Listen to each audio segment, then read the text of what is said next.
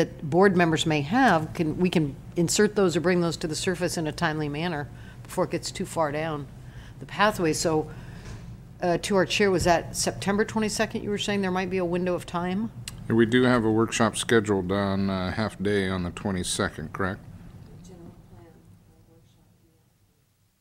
So the morning is available? I will have to check with the staff that's generating the numbers to make sure. I'm not sure we could do it that fast. I was thinking more that maybe sometime in that first week in October, there might be an opportunity, because a lot of the work that's being done is on the financials and on the numbers. Tax sharing, it's a little complicated when you get down to the specifics of what you're looking at. And I guess I should say one of the newer wrinkles that we've had discussions on is having to do with the use tax, because when you talk about sales tax, there are opportunities where without a use tax that you can't collect money. In other words, somebody may deliver materials out, all the goods are shipped out of Mendocino County, but they have a billing address in another county, so we lose the opportunities. So we will want to have some discussion about a sales and use tax rather than just a sales tax as part of the discussion. I think they've been, from my standpoint with my partner, I think Jane Chambers, and as the city manager, I think both of us feel the discussions have gone very positively on both the city's and the county's part. We've had no major disagreements at all with your representatives or the city's representatives, but we've talked openly and honestly about how we can achieve this agreement after 25 years. So I'll schedule something, I'll talk with staff and I'll pick some dates, and we'll bring it to you in an informative workshop to ask some questions then. Our next workshop date, if not the 22nd isn't an option, would be the 27th of October. It's the next one on our calendar. Yeah, if that's timely, I don't know. Yeah, I think that's probably possible to do. Ms. Glassy? Just wanted to let you know that October 27th is your public hearing on the draft general plan update and the draft general plan EIR. So that's expected to be all day, and with the possibility of it even being carried over to one of your regular board meetings. So I don't think you can couple it with that one, sorry. If it be allowed by the board to allow me to work with the CEO to come up with a separate half-day workshop on the revenue tax sharing agreement, and we'll bring that date back to you as quickly as possible. How's that? That be all right?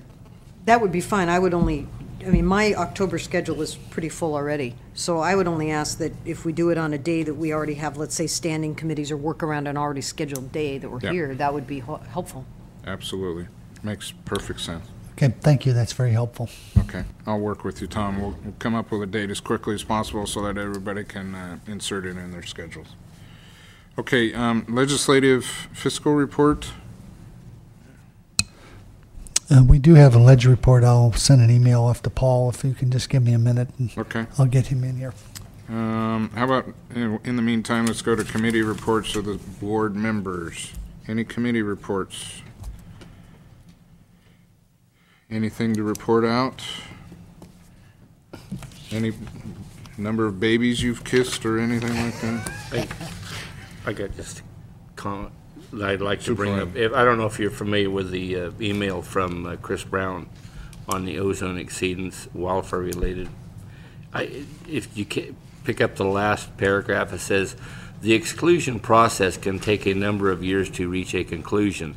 It's going to take the state a number of years to recognize that we had some wildland fires. Can you believe that? I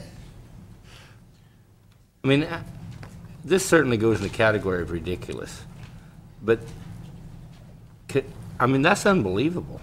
It's going to take them maybe up to some period of years to come to a conclusion that we had some wildfires that created some smoke. Would you like Mr. Brown to add anything to that? What's there to add to? Please come up, Mr. Brown.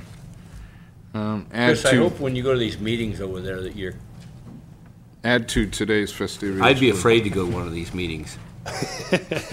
Well, I may be going to one on Thursday. It should be quite enlightening with one of the ARB board members, and I'll let you know how that goes out. But on this issue, it does take a lot of time because they need to get the feds to sign off on it, and it gets into a really big bureaucratic morass. But I did talk to them about it after I sent the email, and it sounds like they're going to do an automatic one for everybody in Northern California.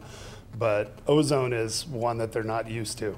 They're used to doing it for smoke, and we're asking to do it for ozone, but we've got the documentation to show what happened.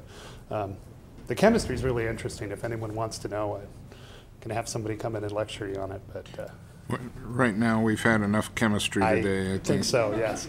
They're probably going to say that a polar bear dying in the Antarctic caused the wildfires. Thank you, Supervisor Pinchot. Thank you, Director Brown. To the legislative report, please, Mr. Kaler. Mr. Chairman, board members, Paul Kaler, Deputy CEO. I just have a very brief report for you today.